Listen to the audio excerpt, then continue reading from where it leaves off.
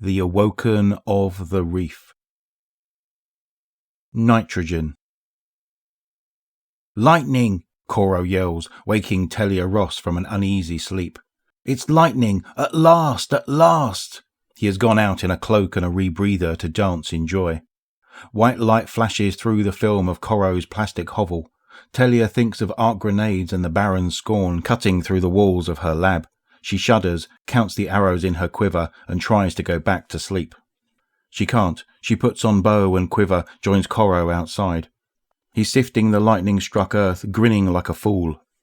A burrowing insect slips between his fingers. He pinches after it, but only gets one slim antenna. I need nitrogen to grow plants, he explains, pointing up to the sky and the mist of contained air that surrounds this part of the reef. When the containment field builds up enough charge, it arcs to the ground, and the lightning bolts split nitrogen in the air, which fertilizes the soil. Isn't that amazing? Telia stares at him. You can't seriously want to farm here.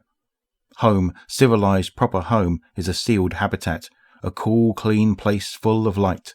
Why not? We're a refugee people now, Telia. You think things are going to get better? He points to the bright stars of habitats and ships above. All those are targets. We have to learn to live off our land. We're a refugee people because things keep killing us.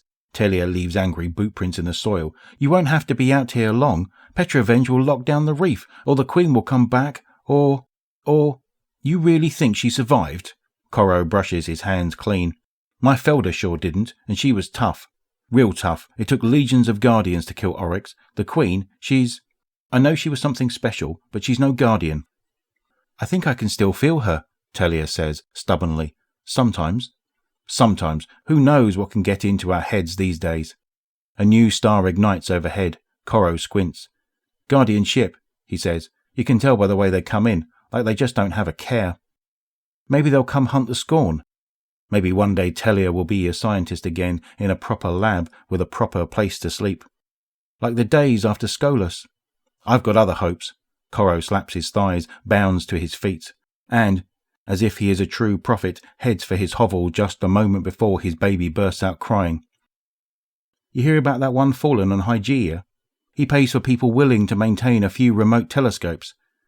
You work for the Spider, Telia cries, but he's willing to pay in hard goods, willing to help people move, even willing to provide security.